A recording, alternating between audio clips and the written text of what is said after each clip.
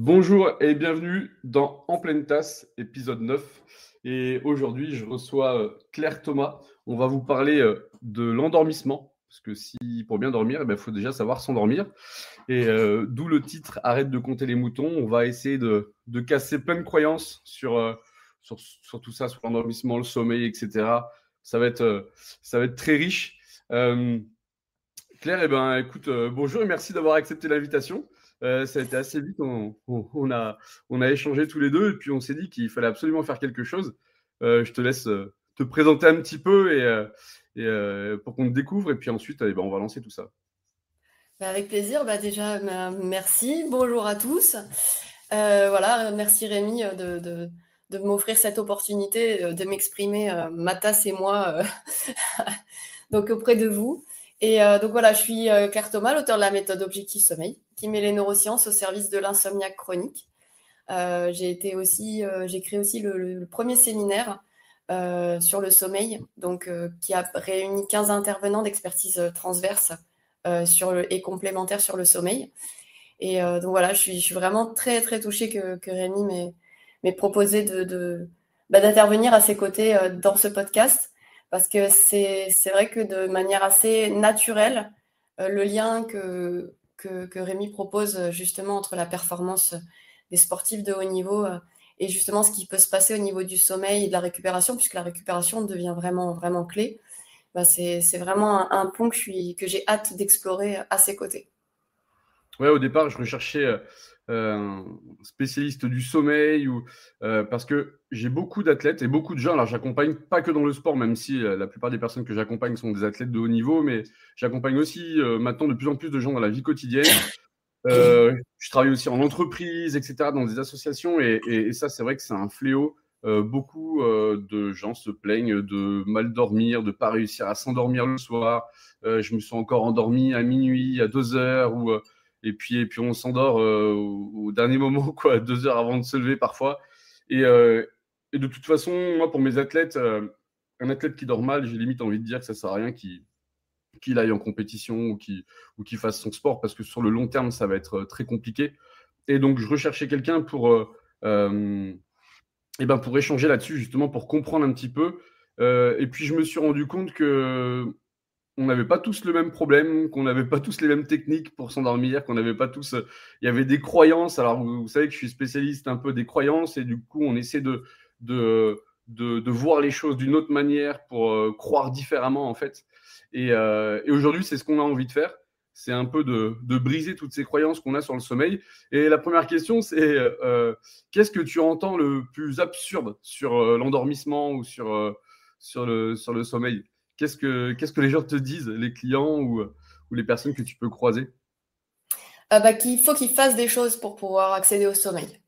Voilà, c'est vraiment la croyance qui est la plus complexe, en fait, à, à venir, j'allais dire déconstruire, mais c'est là où ça pique, parce que finalement, il y a une notion, en fait, de vouloir bien faire.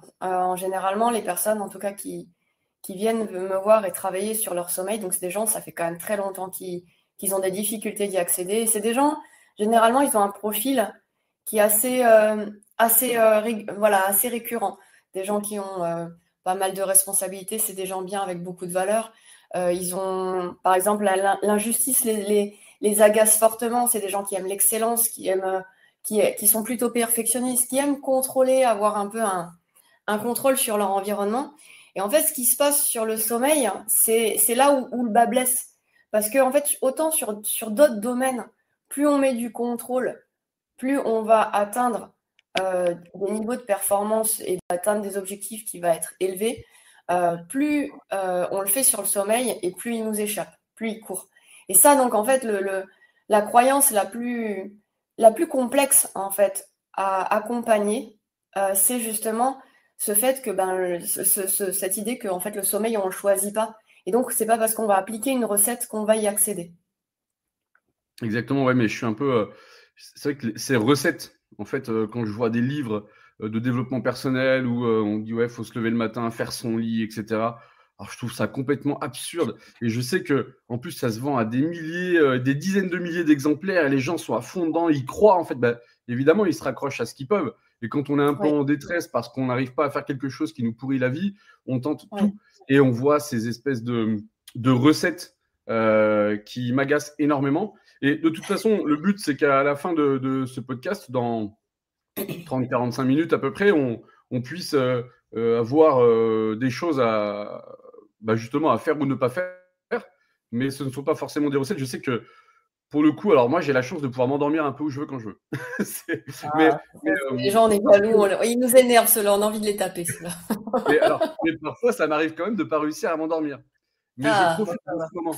Et parce que j'ai tendance à dire, alors ceux qui me connaissent ont l'habitude, hein, mais un problème est une aubaine. Et du coup, si j'arrive pas à m'endormir, je profite de cette difficulté pour ne pas dormir du coup.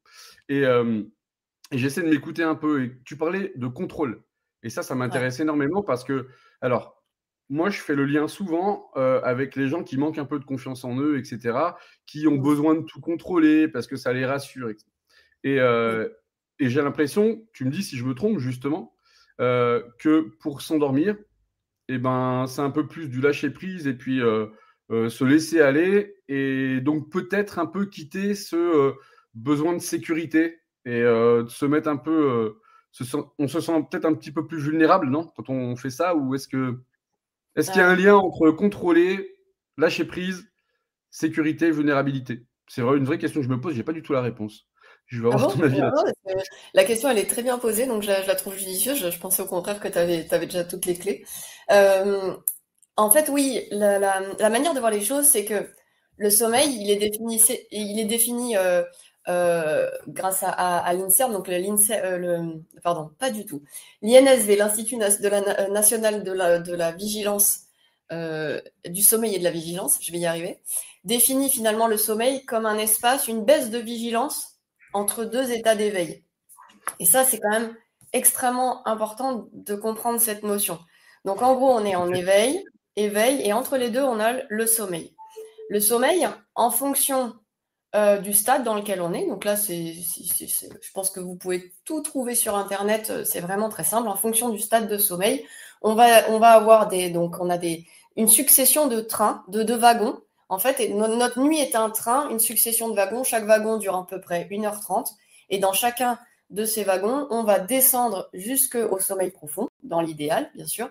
Et on passe par le sommeil paradoxal et on sort, on a un moment, finalement, de plus grande vigilance, voire d'éveil, qui dure généralement 2-3 minutes et on retombe dans le sommeil. Ça, c'est dans un cas tout à fait idéal.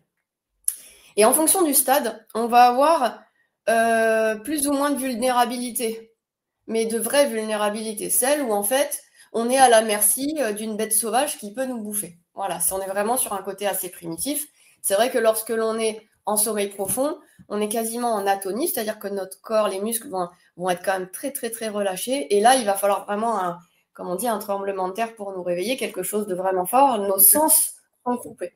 Et c'est ça en fait que l'on emporte. Ce qui est quand même étrange, c'est que malgré toutes ces années et tout le développement de notre cerveau, on a conservé ça. On a conservé ce besoin de devoir nous reposer malgré le fait qu'on est extrêmement vulnérable. Donc il y a quand même une nécessité d'y aller, déjà. Ça, c'est quand même quelque chose à garder. Et en même temps, on est quand même très vulnérable. Donc pour revenir sur cette notion de contrôle et pas de contrôle, moi, j'aime bien aussi parler, j'ai aimé énormément notre échange qu'on a eu en préparatoire de ce podcast. C'est que, voilà, au niveau de l'hygiène de vie, tu bosses sur 5 axes. Donc, voilà, je vais relister ici. Donc, l'alimentation, la récupération, le mouvement, l'hydratation et la respiration. Donc, ces 5 axes sont bien sûr vitaux. Hein, ça ressemble étrangement à la base de notre pyramide de besoins de Maslow, hein, que nombre d'entre nous sont conscients et au courant de cela. Et ce qui est hyper intéressant sur ces éléments, c'est que plus on apporte de connaissances et de contrôle, entre guillemets, sur notre alimentation, je parle vraiment avec des comportements sains, je m'entends, hein, je parle pas des trucs à outrance où on va aller vers du je pèse chaque gramme, etc. Hein. Mais si on apporte beaucoup de connaissances et beaucoup de contrôle sur ce qu'on fait, on va dire vraiment une bienveillance par rapport à tout ça, et on fait des choses quand même régulières qui respectent une certaine hygiène. Globalement, on améliore notre alimentation, on améliore notre respiration, on s'assure de boire suffisamment, etc. On va avoir des résultats. Donc, le contrôle, c'est-à-dire le fait de faire des choses a un résultat. Là, ce qui est hyper dangereux, mais alors vraiment hyper dangereux et très, très dur comme tu dis, la croyance à déconstruire la plus complexe, c'est que là, plus on met de contrôle pour le sommeil, plus il nous glisse entre les doigts. Et en fait, ce que tu as très bien dit dans ta question, c'est que quelque part, à un moment donné, il y a une notion de lâcher prise. Pour les personnes qui sont en insomnie chronique, des gens qui ont du mal à y aller, en général, le mot lâcher prise, ça les agace. C'est normal. C'est normal parce que lâcher, notre cerveau, il ne peut pas. Il est obligé de prendre autre chose. Vous voyez, ça, il ne sait pas faire en fait. C'est très compliqué, surtout pour des gens qui passent leur vie, leur journée à contrôler, à apprendre, à maîtriser, etc. Leur dire, mais lâche prise, enfin, tu vois bien, le sommeil va venir à toi, machin, etc. Ouh, là, ça commence à piquer. Et en fait, c'est là que ce qui est intéressant, il y a en particulier, c'est tout au long de notre journée, parce qu'en fait, là où on a, en tout cas, du contrôle ou une illusion de contrôle, c'est dans notre journée. C'est là où on peut agir. Et c'est vrai que si on passe notre vie, chaque seconde de notre journée à contrôler, ça va être dur à 22h00, si admettons c'est l'heure où vous voulez aller vous coucher, de se dire, bah maintenant, hop, je débranche. Bah ça, il n'a pas appris. En fait, il a fait l'apprentissage de je tiens, je fais, je tiens, je fais, je tiens, je fais. Arrivé à 22h, bon, maintenant, comme je tiens, je fais, ok, bon, bah qu'est-ce que je vais faire? C'est pas comme ça que ça marche. Donc il y a un côté un peu qui est un peu contradictoire là-dedans, et c'est ça qui est hyper complexe. C'est que pour pouvoir accéder au sommeil à un moment donné, il va falloir faire l'apprentissage d'un lâcher. Et j'ai pas dit lâcher pour complètement rien lâcher, ça dépend de notre. Mais par contre, peut-être prendre autre chose. Et c'est le prendre autre chose qui peut être intéressant. Voilà. Mais il y a un problème aussi de vocabulaire, et c'est important qu'on mette le doigt là-dessus, c'est comme se concentrer. Il y en a plein qui me disent, j'ai des athlètes qui me disent, je comprends pas, pourtant j'étais concentré. Oui, mais tu étais concentré sur quoi? En fait, il y a des mots qu'on utilise comme ça, on ne sait même pas ce qu'ils veulent dire exactement, on ne sait même pas ce que c'est exactement. C'est comme me focaliser sur l'instant présent. Ça, on l'écoute un peu partout. Je me focalise sur l'instant présent. Ok, très bien, et souvent, c'est ce qu'il faut faire. Mais comment tu fais et c'est quoi exactement? Et ben là, impossible de m'expliquer. En fait, je sais pas, je me focalise sur l'instant présent. D'accord. Et je sais pas, je me concentre. Ok. Parce que j'ai des coachs aussi qui demandent à leurs athlètes, allez, maintenant, tu vas te concentrer. Et puis l'athlète, il part se concentrer. Donc, il va dans un coin ou quelque part. Il est censé se concentrer, mais il ne sait pas ce qu'il doit faire pour se concentrer. Et c'est pareil pour le lâcher prise. Je pense que déjà, le vocabulaire, le mot, l'expression lâcher prise, je pense qu'elle n'est pas vraiment appropriée. Elle peut aussi faire peur. Elle peut, en plus, souvent les choses qu'on entend un peu trop, à force, ça devient bateau et puis ça n'a plus aucun sens. Ça perd tout son sens. Et donc, ouais, comme tu dis, on ne peut pas lâcher en fait. Le cerveau, il ne peut pas lâcher. Non. Et pourtant, on essaye de lâcher. Donc, on essaie de se battre contre quelque chose qu'on ne pourra pas combattre, quoi, qu'on ne peut pas abattre. Exactement. Qu'est-ce qu'il faudrait faire? Alors, finalement, si on veut une petite chose de concrète, juste avant le soir, quand on se dit, allez, c'est l'heure, je vais aller au lit. Qu'est-ce qu'il faudrait faire? Est-ce qu'il y a vraiment des choses à mettre en place, des choses à ne pas faire, justement? Parce que j'ai pu comprendre que c'était un peu l'inverse. Plutôt que de faire les choses, il faudrait éviter d'en faire. Qu'est-ce qu'il faut éviter de faire? C'est une bonne question. Par où attraper ça? Moi, ce que j'aime bien dire aux gens, et ça pareil, ça peut déstabiliser, hein, donc je m'excuse par avance, c'est que souvent, quand ça y est, on est aux portes du sommeil, c'est un peu tard en fait. C'est un peu tard en fait. Les dés sont jetés vu que c'est quelque chose qu'on ne peut pas contrôler. C'est comme si, voilà, et j'aime bien l'image du marathonien. Il se lève le matin, il est 9h, il se met à courir, il court, il s'arrête jamais. Jamais, même pour aller à la toilette, même pour manger, il fait tout en courant, il court. Il arrive, il est 22h, maintenant dort. C'est un peu ça en fait. Voilà. Déjà, avoir cette notion-là de compréhension, c'est déjà se dire, ouais, non, là, il y a un truc qui va pas. C'est-à-dire que vraiment, il y a quelque chose qui va pas. C'est-à-dire que je cours après quelque chose et en fait, le fait d'être dans cet état et cette énergie, le truc m'échappe. Donc, déjà, dans le dans la manière de faire. Moi, j'aimais beaucoup ce que tu disais par rapport à se concentrer à l'instant présent, etc. Ben, mais moi, j'aimerais bien te poser la question. Toi, aujourd'hui, quand tu as tes poulains, qui soient sportifs, qui soient en entreprise, hein, quels que soient les poulains que tu accompagnes, euh, comment toi, tu accompagnes par rapport à cette notion de justement de focus, de concentration, de moment présent? Eh ben, souvent, alors, il faut décrypter un peu ce que c'est. Donc, comme la concentration, qu'est-ce que c'est? Si on est concentré sur quelque chose, ça veut dire qu'on va porter notre attention sur quelque chose et qu'on va rester focus dessus, vraiment précisément. Et on peut y rester plusieurs. On va pas juste avoir une vue d'ensemble sur quelque chose, mais vraiment sur un point précis, on va pouvoir y rester. Et en plus, ça s'entraîne, donc il faut comprendre comment ça marche. Si déjà on veut rester concentré, pourquoi et comment. Et est-ce que tu te connais à ce niveau-là? Donc c'est pour ça, je pense qu'il faudra en parler pour le sommeil, parce que en fait, j'expliquerai peut-être un peu aussi comment ça se fait que je dors plutôt bien. C'est parce que je me connais au niveau du sommeil.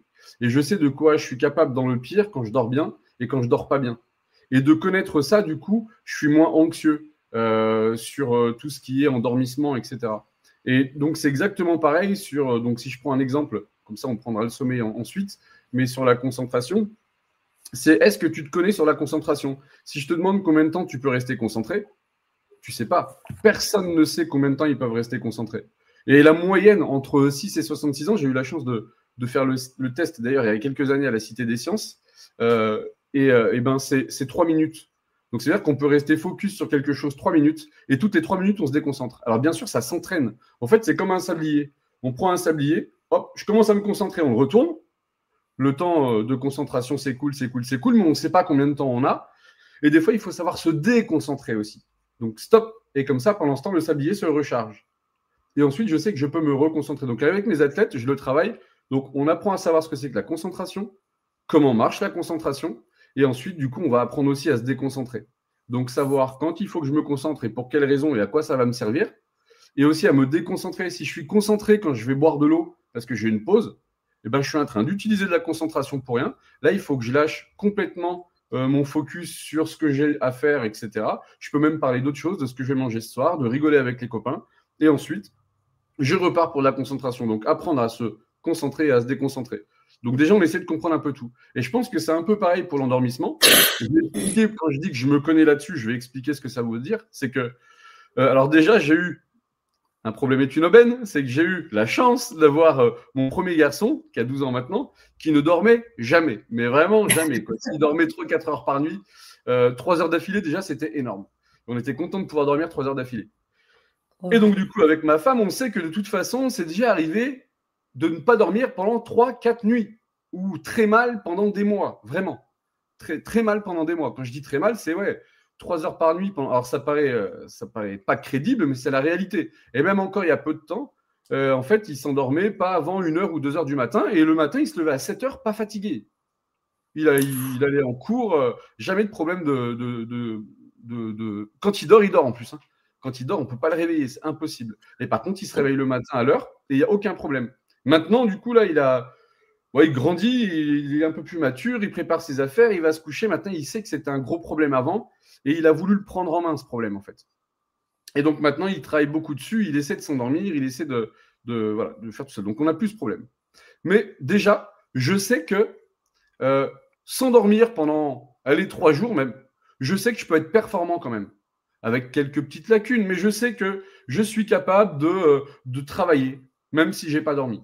Alors, je vais peut-être être moins bon, je vais peut-être annuler certains rendez-vous pour diminuer et alléger mes journées, je ne sais pas. Je verrai si ça arrive. Mais je sais que je peux travailler, je peux réfléchir, je peux manger, je peux boire, je peux m'occuper de mes enfants, même si je n'ai pas dormi pendant plusieurs nuits, ou très très peu. Du coup, déjà, j'ai plus cette angoisse, cette anxiété de me dire, si j'arrive pas à dormir, comment je vais faire demain? Alors aussi, j'ai eu un passé de fêtard où je sortais beaucoup et ça m'a aidé aussi parce que j'ai vu aussi que, avec ma femme, quand on était jeune, des fois, on allait travailler alors qu'on n'avait pas dormi. Et tout ça m'est déjà arrivé. Et c'est arrivé à tout le monde. Bien sûr, on est mal, mais on sait qu'on peut faire quand même. Et donc, ça empêche d'avoir cette anxiété. Et donc, déjà, quand je parle de sommeil, d'endormissement avec mes athlètes, eh ben, on va essayer de diminuer cette anxiété. De se dire, au pire, si tu dors pas, qu'est-ce qui peut vraiment se passer? Ah bah demain, je vais être fatigué, demain. Oh, on s'en fout, tu as déjà été fatigué, tu as déjà été plus fatigué que ça. Et on se trouve des excuses souvent. Et moi, je pense que le combat contre le sommeil, finalement, c'est pas contre le sommeil que l'on va combattre, c'est contre nous-mêmes. On va se trouver des excuses, on va trouver justement, on va trouver des croyances qui vont nous permettre de trouver des excuses pour le lendemain si on n'est pas performant. Pour moi, souvent, alors là, c'est vraiment, je vais pas dire de la psychologie de comptoir, mais ce que j'ai pu remarquer avec l'expérience, c'est que souvent, quand on n'arrive pas à dormir, ça peut être pour se trouver une excuse pour le lendemain. Comme ça, si je rate, c'est pas de ma faute, c'est parce que j'ai mal dormi et c'est pour protéger un peu son ego. Voilà comment je le vois. Et souvent, c'est pour ça que je parlais de confiance en soi ou pas. Les gens qui manquent peu de confiance, qui ont confiance en eux, pardon, eh ben, j'ai l'impression qu'ils arrivent plus à s'endormir. Après, il n'y a pas de règle, hein, comme je dis, parce que je pense qu'il est important de s'intéresser à qu'est-ce qui empêche de dormir. Et parce que comme tu disais, on ne sait pas vraiment ce qu'il faut faire ou ne pas faire, mais déjà, on sait aussi un peu ce qui empêche de dormir. Si on fait un gros entraînement ou comme tu dis, on fait un marathon et qu'après on se dit, allez, hop, dodo. Là, ça va être compliqué parce qu'on sait que dans le corps, on a produit plein de choses qui vont nous empêcher de dormir, donc cortisol, etc. Quoi. C'est ce qui nous empêche de dormir, ça, en partie. Tout à fait. Donc, si on fait une grosse activité, ça va être compliqué de s'endormir directement après, quoi. Exactement, ça c'est évident. C'est évident. Il y a plein de choses que tu as dites qui souhaitent, voilà, qui m'ont donné plein d'idées. J'aime beaucoup ce que tu as dit par rapport à en fait, finalement, cette sorte de pression qu'on met sur notre nuit de devoir dormir à tout prix parce qu'on va être fatigué. Cette pression, c'est un énorme travail à mener. Là, par contre, c'est là où ça vaut vachement le coup de mettre du contrôle. C'est-à-dire d'avoir vraiment ce travail de prise de conscience que, en effet, oui, on sera quelque part une version dégradée de nous-mêmes. On ne sera pas au top de notre forme. Ouais. Néanmoins, avoir confiance en nous parce qu'on est des êtres d'adaptation et même en cas de privation extrême, ce qui a été mon cas, ce qui est le cas de pas mal de mes clients et clientes, c'est vraiment... on peut faire des choses. On n'est pas en forme, on est nauséeux, on a des vertiges, on peut avoir même dans les cas les pires des hallucinations. Donc la privation de sommeil extrême, c'est une torture utilisée aujourd'hui encore dans les prisons. Et en même temps, on peut, voilà, aujourd'hui quand on le subit, malheureusement, on peut arriver à tenir. Donc déjà, le fait d'avoir confiance en soi, confiance en son corps, oui, on sera moins performant, mais on va y arriver. Déjà, ça permet de calmer. Après, l'idée aussi, c'est de venir nourrir de mettre le cerveau en sécurité.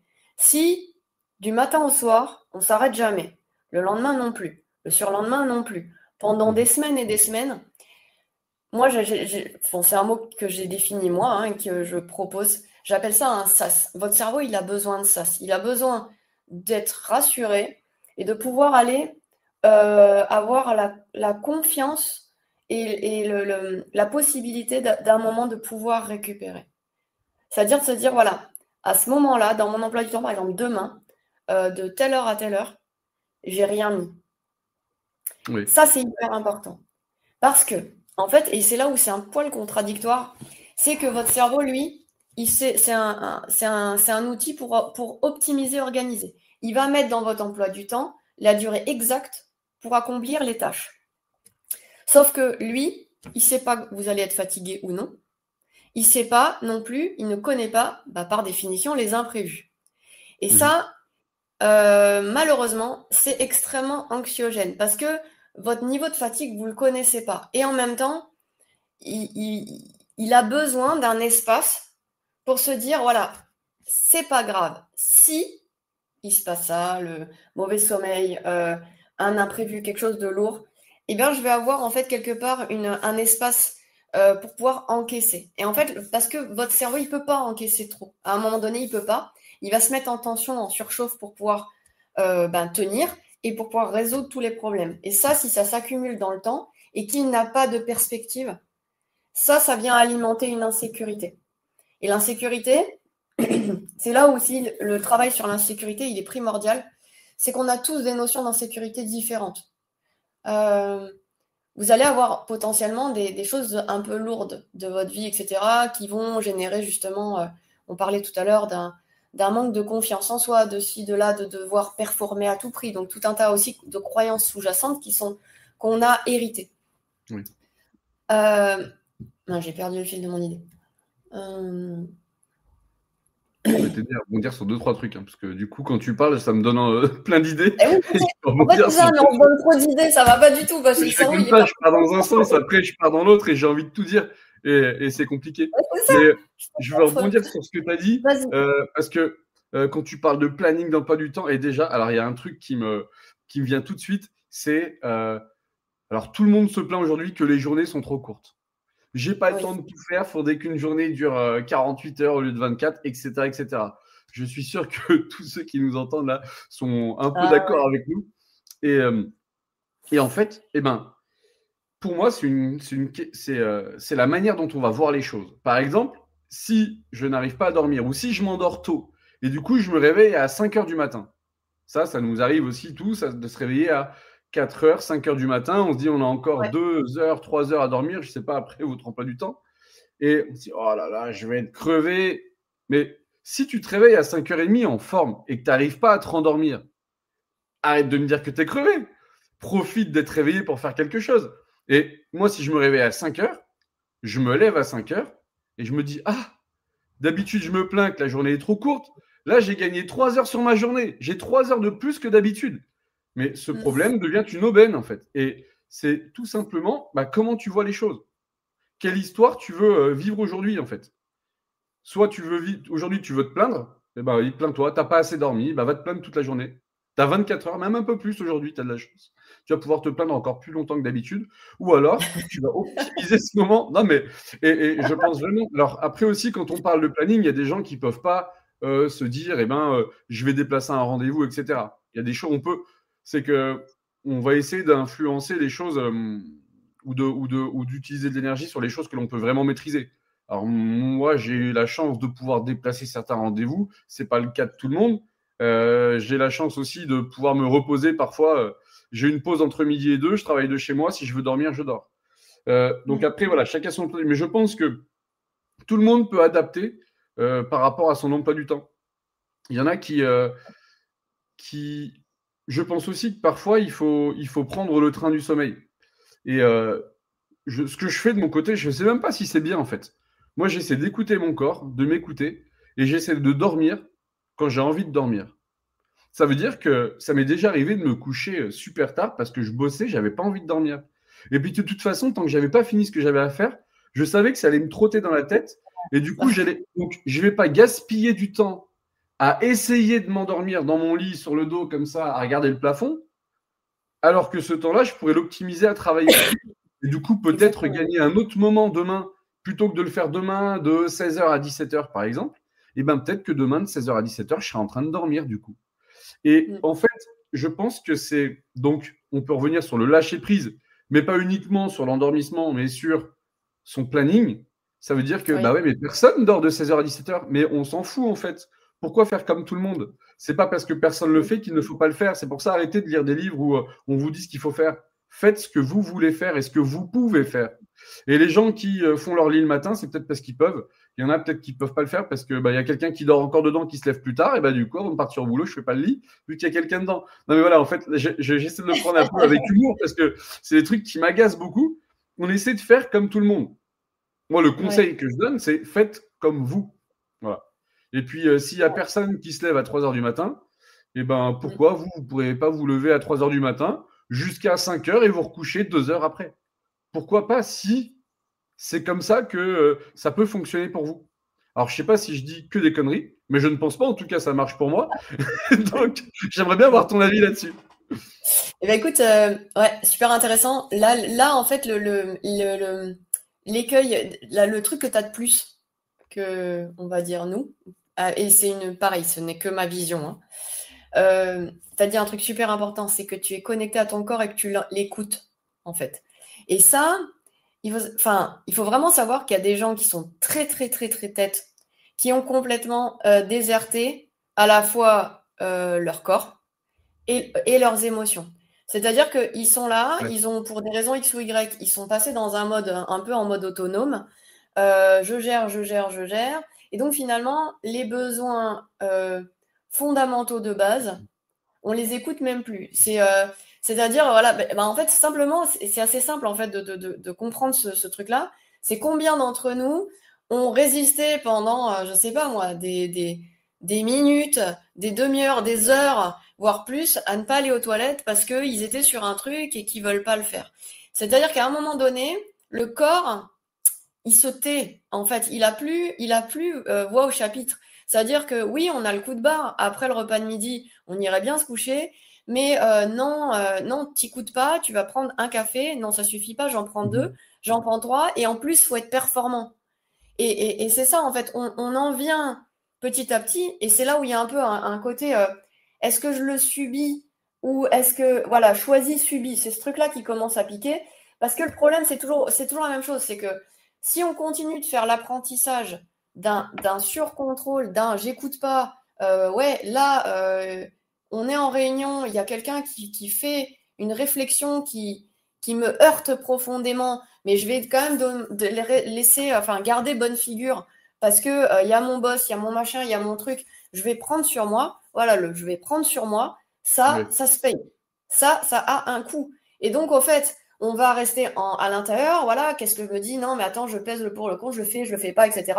Donc, on n'exprime pas ses limites, on va réfréner ses émotions, on va pas écouter. Bah tiens, en plein milieu de cette réunion qui est quand même clé, j'ai envie d'aller aux toilettes, j'y vais pas. Ça fait 2 heures que j'ai soif. Donc là, bon, je parle pas de l'hydratation, mais au niveau d'un manque d'hydratation, c'est terrible. À partir du moment où vous avez déjà le signal de soif, c'est que déjà vous êtes complètement déshydraté.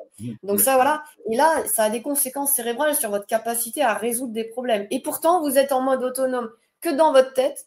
Pas d'émotion, pas de corps, pas de rien, etc. Et là, ce que tu as dit, où tu as quand même quelque chose de plus, et pour avoir été dans des privations extrêmes de sommeil comme ça, c'est que tu as quand même ce truc que tu peux nous apprendre. C'est cette connexion au corps. C'est là, je suis à fond sur mon sujet, et ben je vais bosser comme ça, j'aurai l'esprit tranquille pour pouvoir voilà, ressentir le fait que je suis fatiguée, je vais dormir et ce sera le bon moment. Et on s'en fout du bon moment. Est-ce que c'est 22 heures ou 2 heures du matin? On s'en fout. Voilà, et c'est cette compétence que tu as que en fait on est livré en fait au départ. Quand un bébé il s'endort, il se pose pas de questions. En fait, il Oui. s'endort. Un chien c'est pareil. Il est là, il est fatigué, il va s'endormir, il va piquer du nez. Donc c'est quelque chose qu'on a au départ cette connexion. Moi, je suis plus un Pareil, chat, moi. les émotions. J'aimerais Pardon? dormir tout le temps. Je suis plus un chat, moi. J'aimerais dormir tout le temps. Sauf la nuit. Ouais, c'est ça. Tu vois, c'est vraiment ça. C'est qu'ils ont cette compétence, tu vois, de pouvoir. Voilà, là, ils sont fatigués, ils s'étirent là avec leurs pattes à l'avant, là, machin, hop, et puis ils se mettent en boule, et puis ils se mettent au soleil, ils sont bien. Mais Ils se nous, posent quand est-ce pas de qu'on questions. s'étire comme ça, on se met en boule, on se met au sommeil au soleil pour être bien? Combien de fois on le fait dans la journée? Et On aussi, n'a il y a pas le droit. plusieurs choses. Parce que, alors Vas-y. ça, mais juste pour expliquer un peu, parce que je sais que certains vont se dire, ouais, mais moi, avec mon planning, je peux pas le faire, etc. Mais ça m'est arrivé de faire des trucs de dingue, hein. Je suis déjà allé dans des toilettes pour faire des micro-siestes, quoi. Quand je travaille, alors, juste pour ceux qui me connaissent pas Ça trop, donc traîne, j'ai hein. été footballeur pendant un temps. Ensuite, j'ai travaillé dans le commerce pendant environ 7 ans, je crois. Et ensuite, bah, après, depuis 2019, je suis préparateur mental. Et en fait, ça m'est déjà arrivé quand je suis fatigué, moi, il faut que je dorme. Mais même 10 minutes, parfois, ça me fait du bien. Et parfois, en fait, je finissais je sais pas, le travail, ça m'est arrivé des fois de finir alors, des fois, je finissais plus à 20h ou 21h parfois. Mais je sais pas. Bref, je rentre du travail, j'arrive à la maison. Il y a mes enfants, ça peut être le feu, la furie. Donc ma femme a déjà commencé de préparer à manger parce que moi je rentre trop tard et puis du coup on va passer à la table, etc. Bref, quelque chose du quotidien de beaucoup de Français, quoi. Et je pense qu'il ne faut pas hésiter, mais ça c'est toujours un problème de communication aussi, de prioriser ou pas. Et je pense qu'il ne faut pas hésiter à communiquer avec les autres et dire, plusieurs fois ça m'est arrivé de dire, faut que je dorme un peu. Faut que j'aille me mettre dans la chambre, je dors un peu ou sur le canapé, même s'il y a du bruit, je m'en fous un peu. Et je sais pas, je m'endormais de 20h à 20h30 ou de 20h à 20h20. Mais ça paraît absurde un peu, parce qu'on se dit, ouais, mais si je dors maintenant, je vais pas dormir après. Donc pareil, ça c'est une croyance en fait. Ça c'est C'est une une croyance. croyance aussi. C'est n'importe quoi. Moi, je peux dormir. Du coup, je peux être en forme pour bien dormir après, quoi. Les limites, souvent, c'est les nerfs qui nous tiennent, en fait. On n'arrive pas à s'endormir. Il y a des moments où on est très, très, très, très, très, très, très fatigué.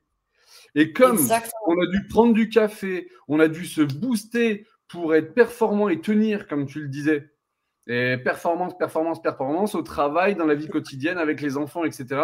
On doit se booster, booster, booster. Du coup, quand vient le moment de s'endormir, eh ben, on est boosté comme jamais. On a bu 10 cafés dans la journée. On a plein de choses à penser. On a la tête qui. Le cerveau, il bouillonne, quoi. Il est en train de tout organiser pour demain, etc. etc.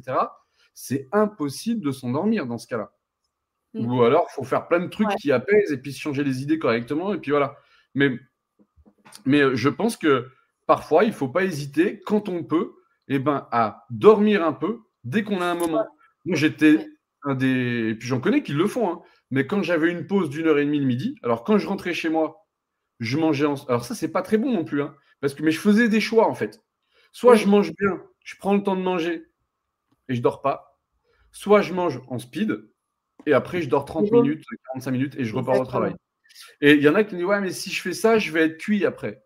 Mais de toute façon, si tu le fais pas, tu vas le payer. Pareil, comme tu disais. Si tu t'empêches de dormir, tu es fatigué, mais tu t'empêches de dormir de peur d'être trop fatigué après, alors ça aussi, c'est des croyances. Parce que se réveiller, c'est pas compliqué, hein. En 10 secondes, avec des respirations rapides, je peux te faire monter les nerfs en 2-2. Et après, tu deviens au taquet. C'est pas un problème, ça. Et c'est pareil, c'est encore de la connaissance de soi, en fait.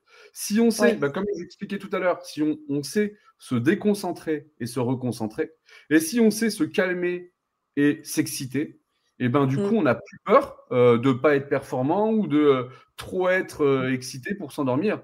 C'est pas un souci, parce qu'on peut maîtriser un peu ce que l'on fait. Et je le dis souvent, alors moi, j'utilise beaucoup la respiration quand même, notamment pour faire redescendre le taux de cortisol quand même, parce que ça m'aide à m'apaiser le soir, donc avec de la cohérence cardiaque, etc. Mais je ferai un podcast dans peu de temps sur la respiration.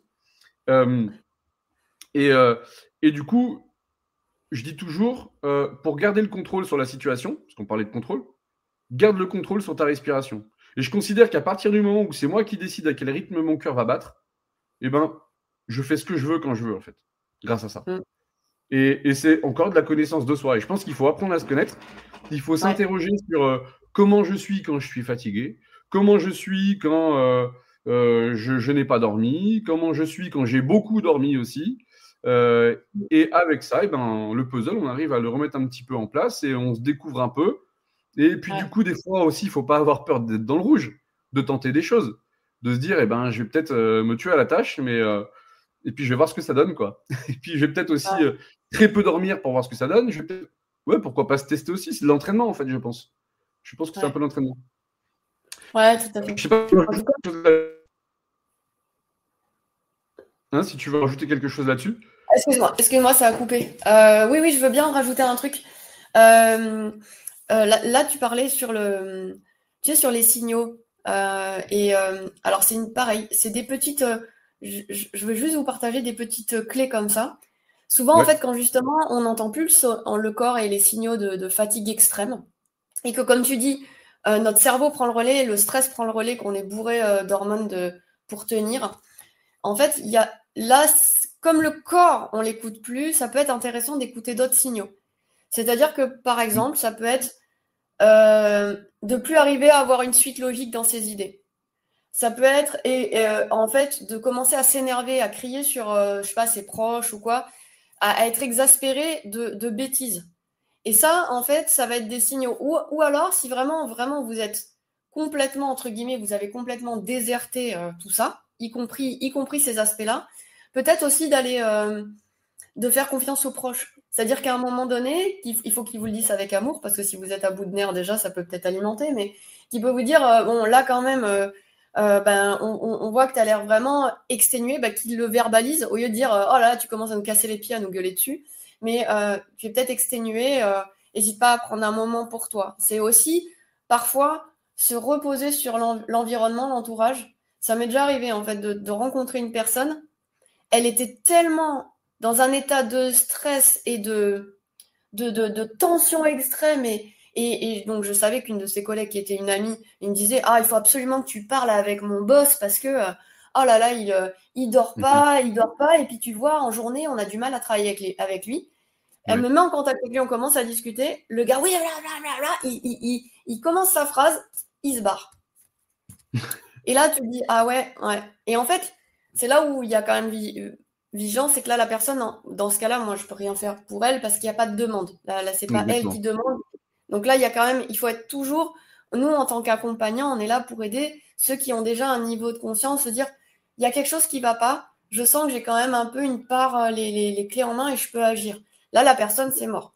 Par contre, l'entourage, je rebondis sur ça, juste pour dire que c'est pour ça qu'on voit que certains, ça les arrange d'avoir des problèmes. Parce que c'est des excuses pour être dans la situation qu'ils ont actuellement. Et ça protège leur ego. Voilà, je m'arrête juste là-dessus. Mais souvent, on est content, parce que les problèmes, ça peut être une aubaine, comme je le dis, je le répéterai tout le temps, mais c'est aussi une excuse et une protection de l'ego. Voilà, j'arrête juste là-dessus, mais je veux faire passer le message bien correctement. C'est intéressant. Et tu vois, pour moi, il y a un truc qui pique dans ce que tu partages. Parce que, et c'est là où, dans les mots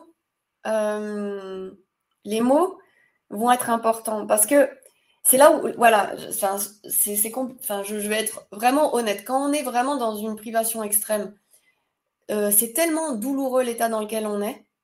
Le fait de dire, non, mais finalement, ça t'arrange et ça te conforte et ça flatte ton ego, entre guillemets, là, en fait, ça vient faire trop mal. Parce que, quelque part, on ne peut pas choisir de se faire torturer. Il y a quelque chose là Donc, il y a une limite. C'est-à-dire, ok, c'est vrai, quelque part, il y a une croyance sous-jacente qui fait que ça alimente le fait que je ne dorme pas et ça me donnera des bonnes excuses demain de ne pas réussir. C'est vrai, parce que c'est vrai que la vie, elle est dure aujourd'hui. On nous demande d'être performant partout. Quand tu es dans le sport, quand tu fais du sport, il faut être bon. Quand tu es parent, il faut être bon. Quand tu es amant, il faut être bon.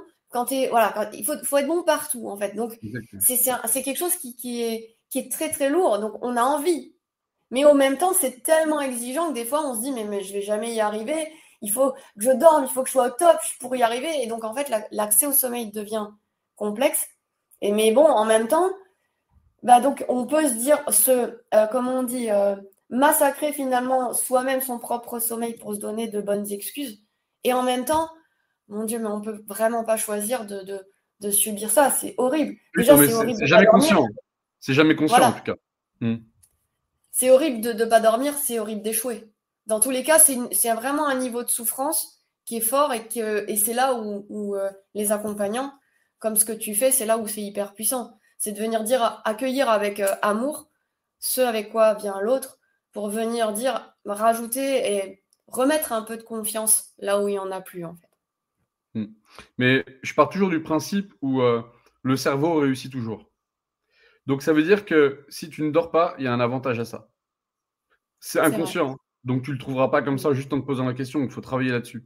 Et puis aussi, j'en vois d'autres qui… Alors, ça arrive à la retraite ou quand on change de job, les reconversions, etc. Et puis, c'est beaucoup d'actualité en ce moment. Et parfois, on passe d'un métier où on était très actif à un métier où on l'est moins. Il faut aussi se questionner si avant, j'étais très, très, très actif et je dormais 7 heures par nuit et que maintenant, je suis beaucoup moins actif, j'ai peut-être besoin de moins de sommeil. Et il ne faut pas vouloir dormir pareil qu'avant si ma vie a changé. Il faut aussi adapter par rapport à ce que l'on vit. Pareil, à la rentrée et pendant les vacances, alors oui, on peut garder un rythme, ça peut être pas mal, mais le rythme, il sera forcément pas du tout le même, quoi. Et même suivant les saisons. Suivant les saisons, c'est pas le même rythme non plus. On n'a pas le corps, il vit pas de la même manière en hiver et en été. Et là aussi, il faut adapter le sommeil. Et c'est vrai qu'on est tous dans des plannings. Alors, ça, pour moi, c'est pas bon de toute façon. C'est pas bon de travailler intensément pendant un mois, ensuite avoir une semaine de vacances, ensuite retravailler intensément. Le corps, il n'est pas fait pour ça. Le corps, il est fait pour faire de tout le temps. C'est comme… et alors, encore une fois, c'est un luxe pour certaines personnes. Mais je sais que j'ai moins besoin de vacances parce que je peux prendre 2-3 jours quand je veux. Et donc, je sais qu'il y a des métiers qui fonctionnent comme ça aussi. Et de plus en plus, les entreprises vont vers ça. C'est travailler 3 jours, se reposer 2-3 jours. Travailler 3 jours, se reposer 3 jours. Et ça, c'est beaucoup mieux que de prendre des longues vacances que de temps en temps. parce qu'on a accumulé de tout, quoi. Du stress, de la fatigue, tout ça. Et pour le bien-être, c'est pas top. Et donc, forcément, ça, c'est des choses qui, naturellement, j'aime bien quand même, tu parlais des animaux, mais m'inspirer et de la nature, tout ce qui est le biomimétisme et tout, ça me passionne. Et je pense que les réponses sont dans la nature aussi souvent. Et quand on voit les animaux, ouais, eux, ils sont pas hyper actifs pendant 2 semaines et ensuite ils se reposent après en vacances. Non, ils sont actifs, ils se reposent. Ils sont actifs, ils se reposent. Et je pense qu'il faut prendre le sommeil quand il vient, quand on peut. Et ça aussi, il y en a qui vont dire, mais c'est pas possible. Mais alors, je sais que c'est pas possible pour tout le monde. Mais je pense qu'on peut modifier certaines choses de temps en temps. Et parfois, dans mes accompagnements, je commence par le planning, quoi. Parce que juste pour faire prendre conscience de certaines choses. Alors après, je sais, je suis un peu piquant. C'est aussi ma manière d'accompagner. J'aime bien apporter à la conscience certaines choses. Et c'est ma manière de faire. J'ai toujours été un peu comme ça. Quand ça énerve, quand ça agace, on touche un petit truc. Et après, on va creuser ensemble. Et moi aussi, je perds le fil petit à petit de ce que je voulais dire. Mais moi, j'aime bien le côté piquant, c'est très important. Ah oui, on peut changer certaines choses. Et du coup, je vois des gens qui mettent, je sais pas, ils rentrent de l'école, les enfants, ils les mettent devant la télé. Alors pour être tranquille ou pour avoir le temps de ne pas s'en occuper et de faire à manger ou de faire autre chose. Bref, chacun fait ce qu'il veut, même si on sait que c'est pas bon les écrans. Mais moi, au pire, ça m'est déjà arrivé de garder ce bonus écran. Alors, parce qu'à la maison, on essaie de limiter vraiment ça. Hein. Ce bonus écran, je vais le garder pour me reposer, par exemple. Je vais pas le garder pour faire une tâche. Parce que sinon, je m'arrête jamais, en fait. Je m'arrête jamais sinon. Donc, il faut, pour être performant, il faut parfois se reposer. Et moi, je veux être très, très, très performant, même peut-être plus que certains athlètes que j'accompagne. Et pour ça, j'ai compris qu'il fallait que je me repose beaucoup, beaucoup, beaucoup. Et parfois, je vais mettre un dessin animé à mes enfants pour pouvoir me reposer. Alors, c'est peut-être pas bien. Hein. C'est peut-être, je sais pas. Et après, il y a des jugements, il peut y en avoir plein. On peut voir les choses aussi de plein de manières. Mais moi, je me suis dit que si j'utilise un joker, c'est pas pour faire une tâche en activité. Si j'utilise un joker, c'est pour me reposer. Et après, chacun voit comme il veut. Mais en tout cas, il y en a plein qui mettent des écrans, même toute la journée, pour être sur leur portable, pour être tranquille aussi. J'en vois, hein, j'en connais. Et je pense que c'est important de dire que vous êtes capable de mettre un dessin animé pour vous reposer et être tranquille, mais plutôt que de vous mettre sur votre téléphone, peut-être qu'il faut faire une micro-sieste, quoi. Peut-être qu'il faut dormir un petit peu, vous reposer plutôt que d'être devant quelque chose qui excite et qui énerve et qui empêche de dormir aussi. Oui, tout à fait. Tout à fait. Et c'est des choix, et c'est vrai que travailler sur l'emploi du temps comme ça est vraiment, vraiment essentiel, en effet. Et là, on a avancé pas mal dans le temps, on a beaucoup parlé. Oui. J'aimerais qu'on puisse revenir sur certaines choses. Justement, les on-dit un petit peu. J'en ai noté quelques-uns. J'ai quand même bossé avant ce podcast. Même si je bosse rarement, du coup, parce que je dors beaucoup, j'ai quand même bossé un petit peu. Et j'aimerais qu'on revienne sur certaines choses parce que souvent, il y a des croyances, justement.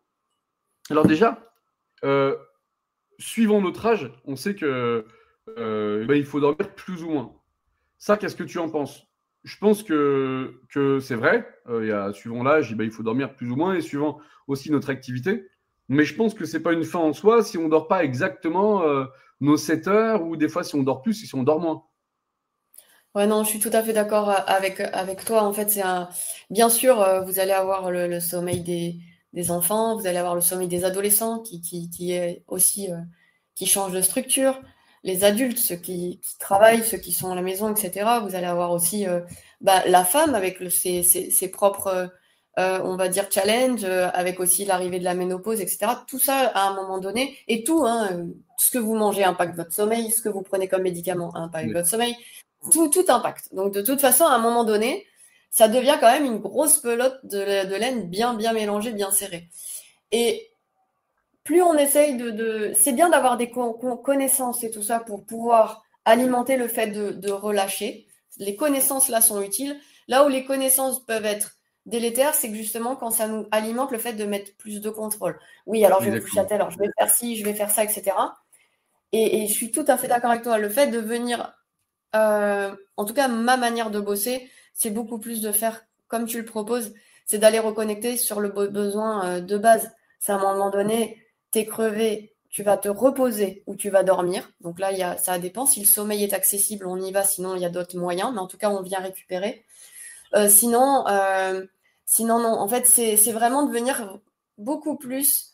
Donc là, l'invitation, et on en a parlé voilà, également ensemble, quand on a des recommandations de bonne hygiène de sommeil, de bonnes habitudes, de bonnes routines, c'est de les prendre. Si elles existent, les recommandations, elles ont de bonnes raisons d'exister. D'accord? C'est vrai que par exemple, typiquement, se coucher globalement à heure fixe, la semaine, le week-end, conserver, c'est tout à fait logique. Hein.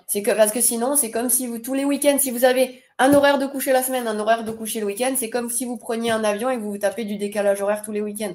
Ça reste juste de la logique. Voilà. Donc là, on est sur de la logique.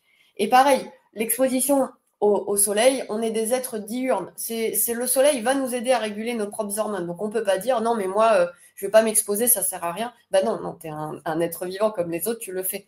Par contre, là où c'est hyper important, c'est tout le reste, c'est ses habitudes, c'est qu'est-ce que je mange, quoi, à quel moment. On est tous différents. Et on vient, on prend, on peut, voilà, c'est bien de le faire. Oui, c'est vrai, globalement, il faut manger plutôt léger le soir. Mais léger, ça veut dire quoi? Et pour vous, léger, c'est quoi? Et c'est ça qui est hyper important. Et le sport, c'est pareil. Tout à l'heure, moi, j'ai adoré ce que tu as dit.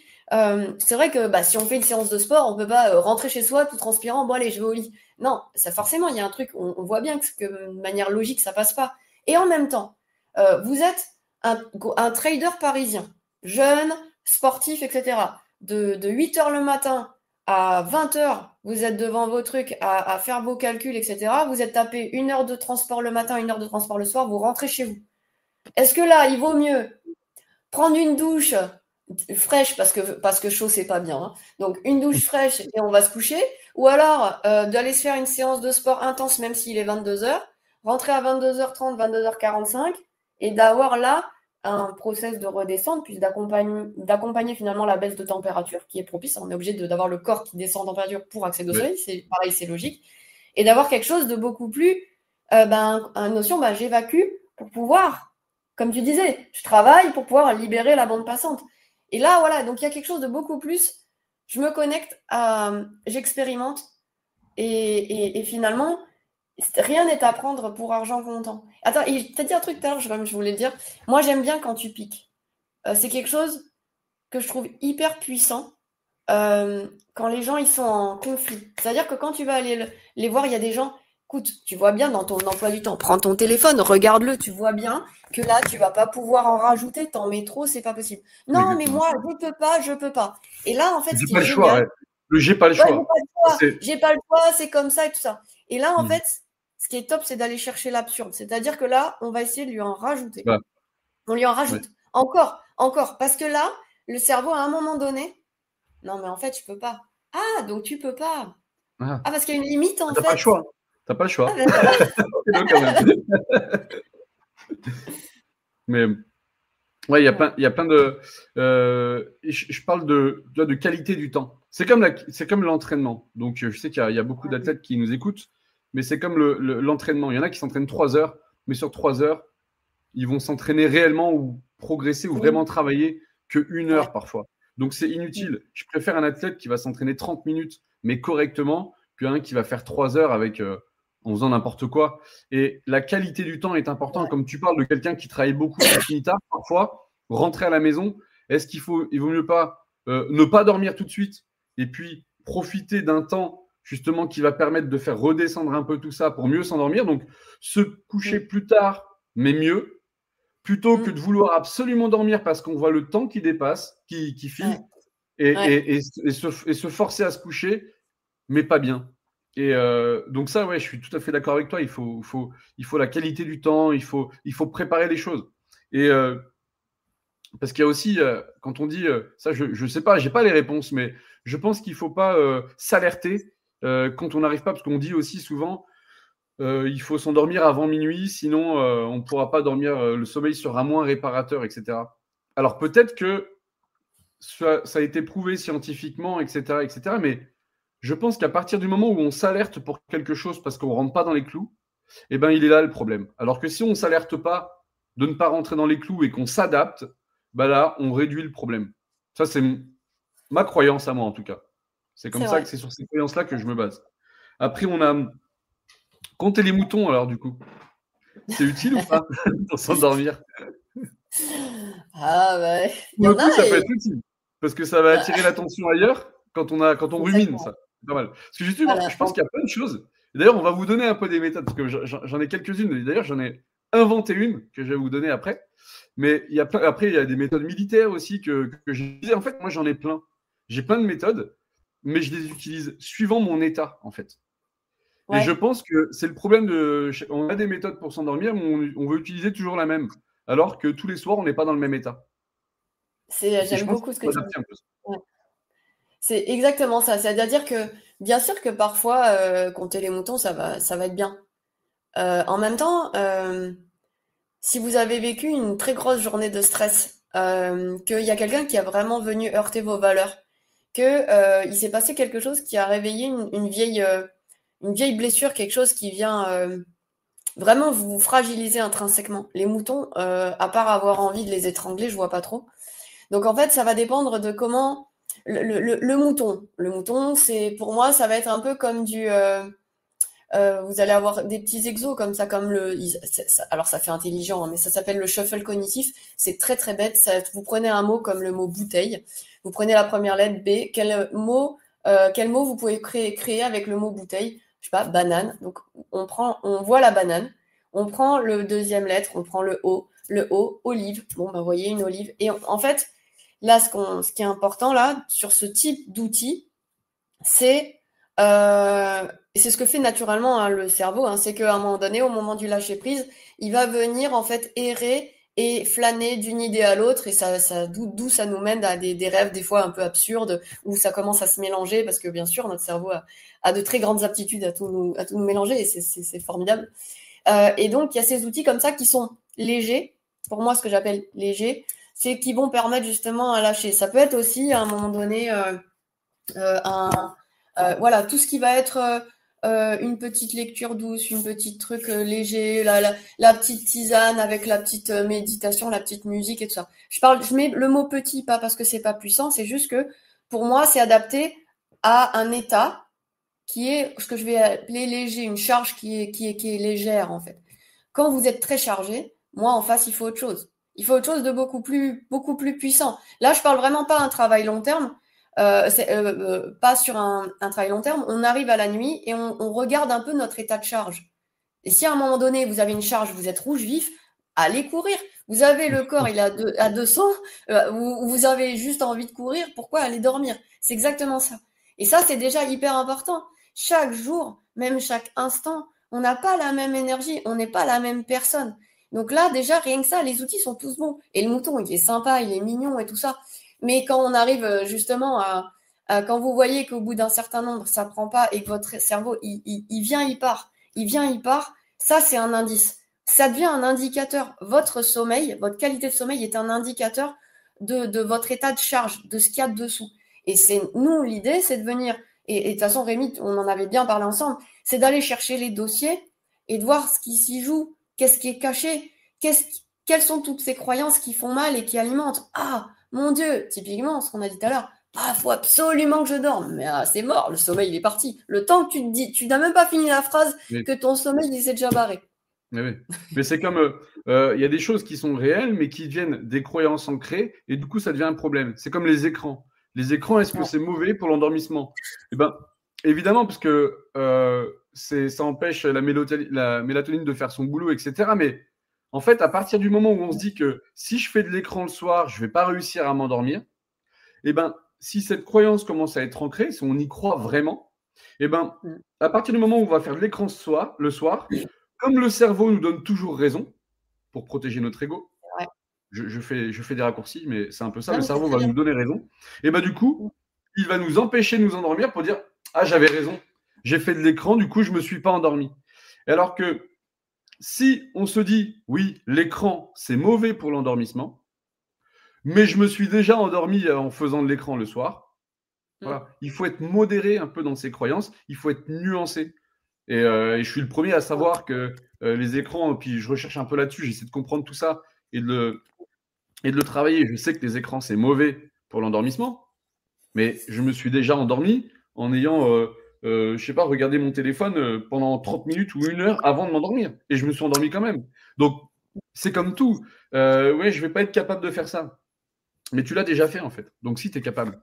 Peut-être qu'il y en a qui n'y arrivent pas, mais toi, tu peux le faire. Voilà, faut pas que les croyances soient trop ancrées. Il faut être nuancé sur justement tout ce qui se dit sur le sommeil. Et c'est comme, je reprends d'autres exemples qui me viennent. Il y en a qui vont dire, ouais, l'alcool aide à l'endormissement. Alors, il y en a pour qui l'alcool, ça va ralentir le cœur, ça va les endormir. Pour d'autres, l'alcool, c'est un excitant. Donc, ça va les empêcher de dormir. Il y a plein de choses comme ça. En fait, on a tous des réactions différentes suivant notre état, suivant notre vie, en fait. Nos croyances aussi, et plein de choses. Et donc, ce qui va marcher pour quelqu'un ne marchera pas forcément pour l'autre. Et je pense qu'il faut avoir plein de petites techniques et les utiliser suivant. Et puis, il y a des techniques aussi, souvent, il y a des techniques qui marchent pendant un temps et qui ne marchent plus après, au bout d'un certain temps, et il faut changer. Et c'est comme les crèmes un peu pour la peau. Et ça, on le sait, mais c'est bien d'alterner, en fait. Des fois, on a des crèmes pour l'hydratation ou quoi que ce soit. Si on met toujours la même, au bout d'un moment, elle ne fait plus effet. Il y a ce seuil d'habituation un peu. C'est comme, je reviens sur l'alcool du coup, mais pour bien comprendre le seuil d'habituation, c'est quand au début, quand on n'a jamais bu, on va boire 2 verres, et ben on va être un peu, ouais, ça y est, ça monte, et puis peut-être un peu sous. Et puis si on a l'habitude de boire tout le temps, et ben au bout d'un moment, il faut boire une bouteille. Et ben c'est exactement pareil pour tout, pour les méthodes, pour les crèmes, pour s'endormir. Je pense qu'il faut alterner et adapter. Un mot j'ai fait un podcast dessus d'ailleurs, c'est comment s'adapter. Et c'est vrai qu'il faut savoir s'adapter à chaque situation. C'est vrai. Et c'est vrai que là, pour revenir un peu sur les écrans, il y a aussi un autre truc que j'utilise et que je partage beaucoup, c'est que finalement, c'est pas lui qui est bon ou mauvais, hein. En fait, c'est la relation qu'on a avec lui. Personnellement, je vous le dis, c'est moi tous les soirs, je regarde une petite série.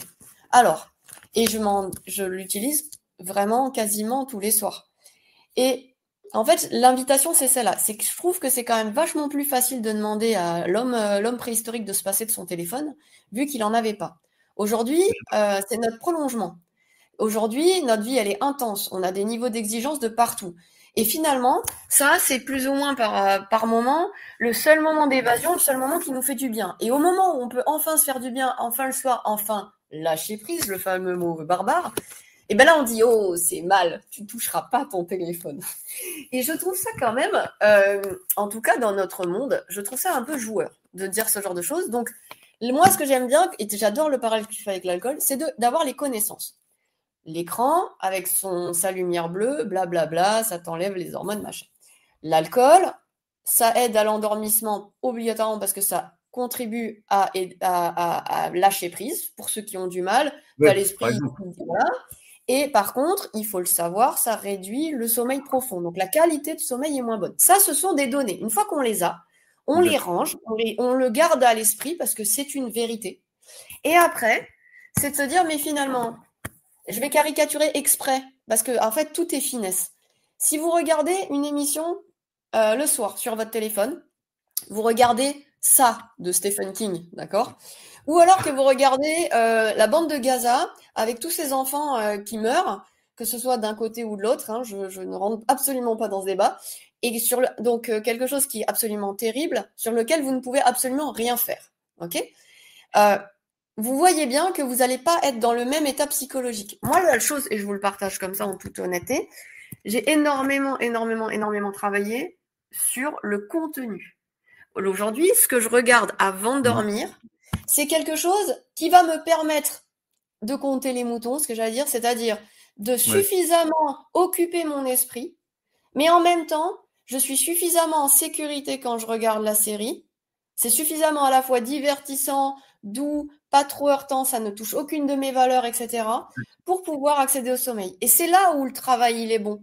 C'est là, vous avez envie absolument de regarder votre téléphone, certes, mais quoi et à quelle heure? Parce que moi, je peux regarder ça à midi, mais je vais pas le regarder à 22h. Hein.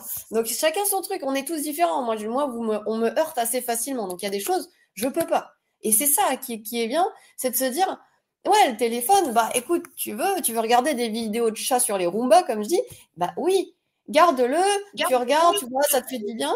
Et puis au bout de, bah je sais pas moi, au bout de 5-10 minutes, voilà, c'est le comportement. Si au bout de 2h30, tu es encore avec tes vidéos de chat, là, c'est pas ça. Voilà. Ouais, mais exactement. Alors, je suis tout à fait d'accord avec toi. Je vais rien ajouter là-dessus parce que le contenu, ça va nous faire vivre des émotions. Si on regarde un film d'horreur, on peut avoir peur. Si on a peur, le cœur accélère. Si le cœur accélère, ça va être compliqué de s'endormir parce qu'on sait que quand on s'endort, le cœur ralentit. Donc, voilà, il y a des choses qui nous empêchent de dormir. Et c'est comme on parlait tout à l'heure du taux de cortisol. Bien sûr, bon, bah, s'il est très élevé, ça peut être plus compliqué de s'endormir. Mais on peut quand même s'endormir avec un taux élevé de cortisol, etc. Donc, il y a des tendances, mais ce ne sont pas des vérités absolues. Et elles sont un peu différentes pour tout le monde. Bon, je crois qu'on a fait pas mal de tours. D'ailleurs, je vais mettre à l'écran un QR code pour que les gens puissent retrouver ton site, pour ceux qui sont en replay sur YouTube. Pour ceux qui sont en podcast, c'est dans la description. Vous pourrez retrouver les coordonnées de Claire Thomas si vous avez des questions sur l'endormissement, si vous voulez vous faire accompagner sur l'endormissement. J'avais dit que je donnerais des petites astuces et du coup, tu vas me dire ce que tu en penses, ce que j'utilise moi. Après, vous faites ce que vous voulez. Je mets le QR code à l'écran pour l'instant. Alors moi, il y a un truc que j'utilise. Alors ça, c'est un truc que j'ai appris, une méthode un peu militaire pour s'endormir assez rapidement. Parce que parfois, ils ont que 5 minutes, il faut s'endormir tout de suite, parce que si tu ne dors pas tout de suite, eh ben, tant pis pour toi. Alors souvent, il y a un peu déjà beaucoup de fatigue, pas trop d'excitation, parce qu'on est épuisé, donc là, ça peut être facile. C'est par exemple, donc on sait en fait comprendre comment le corps il est quand on dort. Quand on dort, ben, on l'a dit, le cœur ralentit, la température du corps baisse aussi, d'environ 1 degré. Tu me dis si c'est des bêtises aussi, hein, parce que peut-être que tu peux me prouver le contraire et il n'y a pas de souci là-dessus. Et aussi, on peut faire croire des choses au cerveau. Donc, par exemple, si on se met à bâiller, alors parce que bâiller, en plus, ça ne veut pas dire qu'on est fatigué, parce que je crois que les scientifiques ne savent même pas pourquoi on bâille exactement, il me semble, mais bref, comme on a cette croyance au pire que quand on bâille, on est fatigué, si jamais c'est pas pour la fatigue qu'on bâille, si tout le monde croit que quand on bâille, on est fatigué en tout cas. Donc, peu importe si c'est vrai ou faux, peu importe. En fait, c'est la croyance qui compte. C'est comme le contenu du téléphone. C'est pas forcément le téléphone le problème, c'est le contenu. Ben là, c'est pareil, c'est la croyance qui compte. Si on croit que quand on bâille ou quand on croit que quand on se frotte les yeux, on est fatigué, et ben à ce moment-là, vous utilisez votre croyance que vous avez. On ne va pas la modifier, celle-ci. Si quand vous vous frottez les yeux, vous vous dites « Ah, je suis fatigué », et ben dans ce cas-là, si vous voulez vous endormir, frottez-vous les yeux ou bâillez, du coup, parce que votre cerveau va croire, du coup, que vous êtes fatigué. On peut le bluffer comme ça. C'est comme quand on fait de la visualisation. On va lui faire vivre quelque chose. Et donc, on va mimer quelque chose en lien avec notre croyance sur la fatigue. Ensuite, on va s'allonger, du coup. On peut encore refaire les mêmes gestes. On va ralentir son cœur. Donc, ça, pour ralentir le cœur, du coup, on peut souffler assez longtemps, faire des expirations plus longues que les inspirations, parce que quand on inspire, le cœur accélère un petit peu, et quand on expire, le cœur ralentit un peu. Donc, on va utiliser ça pour ralentir le cœur. Ensuite, on va s'imaginer, donc ça c'est de la visualisation pour le coup, on va s'imaginer que notre corps refroidit. Et en fait, on va essayer de détecter les parties les plus froides de notre corps. Donc les yeux fermés, on va sentir parfois, on a le bout des pieds un peu plus frais. Et ben on se dit, ah, mon corps commence à refroidir. Donc, je commence à m'endormir. Et ça, en fait, ça marche très bien. Et en fait, on va un peu scanner tout le corps. Alors, moi, c'est ce que j'essaie de faire. J'essaie de m'imaginer que ma tête refroidit. Ensuite, mon buste, etc. Et je le fais très lentement. Et que mes muscles se détendent. Parce que quand on dort, on doit être relâché pour bien dormir.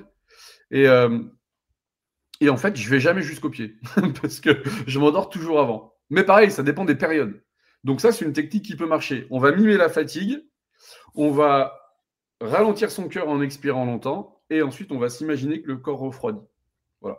Ça peut marcher. C'est une technique qui existe. Après, il y a aussi une technique donc un peu le même style, mais on va s'imaginer en visualisation, comme si on était allongé sur le dos dans une barque sur l'eau, et que ça, il y a les clapotis de l'eau, on peut les entendre un petit peu, on peut s'imaginer en fermant les yeux en tout cas qu'on est bercé par l'eau qui bouge un petit peu. Et ça peut endormir. S'imaginer un grand ciel bleu en haut et qu'on est bien et qu'on est bercé par l'eau, ça aussi, ça peut marcher pour certaines personnes. Alors, il y a un truc que je disais que j'ai inventé. En fait, alors, je ne sais pas si je l'ai inventé réellement, mais j'ai eu l'idée de le faire. Je l'ai fait. Peut-être que ça existe, mais je ne suis pas au courant. Ça s'appelle Respilumi. Et en fait, c'est une vidéo que j'ai mise sur ma chaîne YouTube où, en fait, j'ai utilisé des couleurs qui vont être apaisantes. Et en fait, j'en ai fait plusieurs. J'ai surtout fait la dernière parce que j'ai une vidéo qui a plus de 50 000 vues sur YouTube. C'est une vidéo de cohérence cardiaque 4-6. Donc, 4 secondes d'inspiration, 6 secondes d'expiration. Et en fait, alors quand on entre en cohérence cardiaque, le taux de cortisol diminue. Donc, ça peut être bon pour l'endormissement. Je ne dis pas que ça endort, mais en tout cas, ça permet d'être dans de meilleures conditions. Et souvent, alors moi, quand je fais ça, il y a le train du sommeil qui arrive. Tu parlais d'un train au tout début. Et ben là, je le vois, le train du sommeil. Il arrive et je me dis, bon, bah, je vais monter dedans. Quand je commence à être cramé, je ferme les yeux, je me mets en boule sur mon coussin et tout. Je suis trop bien. Et puis, je vais m'endormir dans peu de temps, ça, je le sais. Donc, je pense qu'il ne faut pas louper le train du sommeil quand il arrive aussi. On en a parlé de ça. Et en fait, donc, la technique, c'est que, en fait, vous mettez. Ça peut paraître un peu compliqué, mais c'est très simple quand on a l'habitude. En fait, on met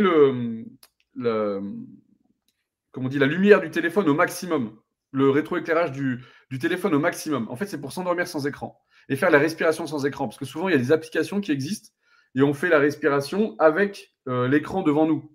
Et comme on dit que l'écran, c'est pas bon, ben ok, on va s'endormir sans écran du coup. On met la lumière du téléphone à fond. On met la vidéo, donc Respilumi de Rémi Lasserie. Vous trouverez sur Internet, sur YouTube. Et en fait, l'écran va projeter des lumières au plafond, en fait. Donc, on le met sur la table de chevet ou par terre. On pose le téléphone. On ne met pas de son. Il n'y a pas besoin de son. Et comme ça, l'écran va projeter des lumières au plafond et on va respirer au rythme des lumières. Donc, on inspire quand c'est bleu, on expire quand c'est rose, etc. Alors, je crois que c'est l'inverse. En plus, je me suis trompé. Et j'alterne certaines couleurs, mais il y a toujours la même couleur pour l'inspiration. Et en fait, ça, je sais que ça marche très bien pour beaucoup de monde. J'ai eu beaucoup de retours parce que je l'ai testé avant quand même. Et j'ai fait tout ce boulot parce que, comme je disais, j'ai été traumatisé par le manque de sommeil à cause d'un de mes enfants qui ne dormait pas. Et donc, je me suis dit, il faut absolument trouver des solutions pour dormir. Et c'est pour ça que ça me fascine, que ça m'intéresse énormément et que je t'ai invité aussi aujourd'hui parce que je ne veux pas que mes athlètes ou tous ceux que j'accompagne vivent un peu ce que j'ai vécu à pas dormir. Et j'ai ma maman aussi qui dort très mal. Bisous maman, je sais que tu m'écoutes. Et du coup, je pense toujours à toi, tu vois, même dans mes vidéos. Et donc, si ça peut aider des gens à mieux s'endormir ou à moins culpabiliser de ne pas dormir, en fait, c'est surtout ça, je pense, qu'il faut retenir. Ouais. Et ne culpabilisez pas de ne pas réussir à vous endormir. Et puis, profitez de cet instant pour ne pas dormir et vous inquiétez pas. Au bout d'un moment, de toute façon, votre corps il va vous dire stop et vous allez pouvoir vous mettre en arrêt maladie tranquillement. Non, je plaisante. Je vais dire le de toute façon, ouais, apprenez à écouter votre corps, il va vous permettre de mieux vous reposer et de mieux vous endormir. J'ai encore plein de choses à vous dire, mais Oui, je trouve ça passionnant. J'ai aussi podcast. envie de réagir. J'aime beaucoup ton exo et je vais te le voler d'ailleurs, mais voilà. Je trouve très bien ton exo là, avec tout, la visualisation, le repos, le machin, la respiration, le truc combiné, le fait de bâiller, peut-être de s'étirer, de froncer les yeux, ça hack le cerveau là comme. Ouais, voilà, on va hacker le cerveau, c'est exactement ça. On va lui faire croire qu'on est fatigué. Et le cerveau, il ne fait pas trop la différence entre ce que l'on dit, ce que l'on voit, ce que l'on pense, etc. Donc, on peut justement, quand on connaît comment fonctionne le cerveau, eh ben, on peut contourner un petit peu tout ça. C'est ça. Et c'est toujours utile. Qu'est-ce qu'on a d'autre après, il y a aussi, quand vous faites du sport, prenez du temps pour vous parfois aussi. Ouais. Des fois, il vaut mieux se coucher un peu plus tard et avoir pris du temps pour soi que de s'obliger à se coucher tôt. C'est pas forcément comme ça qu'on dort le mieux. Et est-ce que tu veux ajouter quelque chose pour la fin, pour conclure un peu ce podcast? Ouais, j'aurais des milliards de trucs à rajouter, mais j'aime beaucoup. Non, juste. Alors attends, il faut que j'en choisisse un. C'est super dur, quel challenge. Non, j'aime beaucoup ce que tu as dit tout à l'heure et ton exo là. Il me plaît vachement. Et peut-être que je vais vous laisser peut-être là-dessus. là, finalement, ce que Rémi il partage, c'est vraiment des petits exercices, des outils, on en voit, etc. Là, ce qui est, je trouve, hyper intéressant, déjà, c'est que dans ce qu'il vous décrit, ça tape dans plein de domaines différents. Vous voyez, il y a vous venez hacker le cerveau, il y a la respiration, donc au niveau cardiaque, circulation et aussi visualisation, baisse de température, accompagnement de la température. Donc ça, je trouve ça hyper pertinent. Et pour des gens où l'accès au sommeil, l'endormissement, il est très, très, très difficile, c'est un truc à explorer, c'est de ne pas chercher à dormir. C'est-à-dire d'y aller, de faire ses exos, avec la volonté de simplement reposer, détendre le corps. C'est-à-dire ça va dépendre de l'intention, parce que souvent on dit « Ah, il faut que je dorme ». Alors si je dors pas, c'est un échec. Là, on est plus dans une recherche potentiellement de reconnecter au corps, de ressentir en fait justement la détente profonde. Parce que c'est la détente profonde qui va nous permettre l'accès au sommeil. C'est pas parce qu'on va faire les choses qu'on va s'endormir, c'est parce qu'on se détend que notre corps glisse vers le sommeil. Voilà. J'arrête. Je me tais, c'est promis. J'ai encore plein de choses à dire, mais je vais aussi finir sur quelque chose, c'est que souvent, quand on veut dormir, eh ben, on a peur de ne pas réussir. Ça, ceux qui écoutent mes podcasts le savent, quand on désire quelque chose, eh ben, ça crée une peur. Mes athlètes, s'ils désirent gagner, ils vont avoir peur de perdre. Et plus on veut gagner, plus on a peur de perdre. Plus on veut s'endormir, plus on a peur de ne pas réussir à s'endormir. Et c'est pour ça, on en a parlé un petit peu tout à l'heure, mais des besoins. Moi, je travaille beaucoup sur les besoins, parce que c'est en lien avec les croyances aussi. On a parlé de la pyramide de Maslow, des besoins physiologiques, etc. Donc, évidemment, l'hygiène de vie va favoriser l'endormissement ou un bon sommeil, une bonne récupération, mais ça ne fait pas tout. Et donc, on peut retenir que l'hygiène de vie va favoriser. Et donc, ce sont des besoins. Donc, si on a besoin de dormir, on dormira mieux que si on a seulement envie de dormir. L'envie, ça suffit pas. Le besoin, ça va créer justement, et c'est pour ça qu'on va créer des croyances souvent. C'est quand on a besoin de dormir et qu'on s'empêche de dormir, parce que les croyances, elles sont souvent aussi créées pour expliquer, pour s'expliquer consciemment, quelque chose d'inconscient, pour s'expliquer consciemment un besoin qu'on n'arrive pas à nourrir. Et c'est pour ça, quand je pique et quand je dis que ça t'arrange très bien de ne pas beaucoup dormir, c'est parce que là, pour le coup, c'est que parfois, tu es fatigué, tu veux dormir et tu ne le fais pas, ou tu ne peux pas en tout cas. Et du coup, comme tu n'arrives pas à nourrir ce besoin, ça va créer des croyances. Et donc, c'est pour ça que je m'intéresse beaucoup aux besoins. Et donc, avoir envie, ça ne suffit pas. Non. Et allez plutôt vous coucher quand vous avez besoin de dormir que quand vous avez envie de dormir. Si vous n'arrivez pas à vous endormir. Sinon, je sais que moi, là, si je me pose dans le canapé, je peux m'endormir dans 2-3 minutes.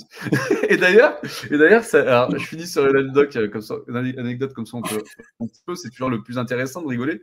Mais moi, si je me mets, alors, j'arrive pas à méditer, par exemple. J'ai un problème parce que, en plus, je fais de la préparation mentale, c'est un super outil et tout. Donc, j'utilise la méditation de pleine conscience parce que du coup, je suis très éveillé et j'utilise mes sens et j'adore ça. Par contre, il y a des formes de méditation que j'arrive pas du tout à faire ou de visualisation que j'arrive pas du tout à faire parce que je m'endors. Donc, je ferme les yeux et que je bouge pas, je pars. Et du coup, donc je suis limité sur certaines choses, donc je peux pas forcément les faire. Alors c'est de l'entraînement aussi, il faut que je m'entraîne, c'est que je le fais pas correctement hein, si j'arrive pas à le faire. Je le sais, mais c'est aussi parfois un problème de bien s'endormir. Donc voilà. C'est horrible. Non mais ta vie, elle est vraiment horrible. T'énerve, je te jure. Non, je plaisante. Bon, eh ben, je pense qu'il est l'heure de se quitter. Alors, ça ne veut pas dire, c'est pas parce que tu es venu une fois dans le podcast que tu ne reviendras plus jamais, parce qu'on aura tellement de choses à dire sur tout ça, et puis même en dehors de l'endormissement, il y a plein de choses intéressantes que tu fais aussi, et dans tous tes accompagnements. Donc, merci en tout cas, Claire Thomas. Objectif Sommeil, on peut te retrouver sur LinkedIn, sur le QR code pour ceux qui regardent la vidéo YouTube. Et puis, sur les réseaux sociaux, sur Instagram un petit peu, etc. Mais tu es plus active sur LinkedIn, c'est ça, je crois? Ouais, c'est vrai que je suis un peu active sur LinkedIn. Bon, je suis désolée, le site internet n'est pas toujours à jour et en ce moment, c'est pas vraiment le cas. Donc, mais voilà, n'hésitez pas. En tout cas, LinkedIn, ouais, je suis beaucoup plus présente, beaucoup plus active là. Et un peu sur Facebook, un peu YouTube. Là, j'aimerais bien aller développer un peu YouTube parce qu'il y a je suis très visuelle. J'aime beaucoup partager en images justement, un peu comme tu dis, tout ce qui peut se jouer, comment ça se passe en fait au niveau du cerveau. Là, par exemple, rien que expliquer comment le fait de faire des gestes va générer un état intérieur. Ouais. Souvent, on se dit, bah voilà, mon état intérieur fait que, par exemple, si je suis triste, je vais me voûter, etc. Mais on peut contrebalancer ça.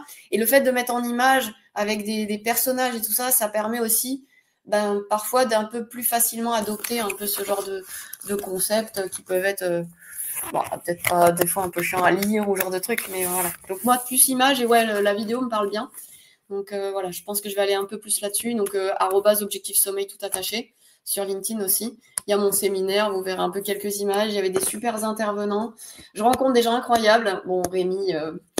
Parle de moi, évidemment.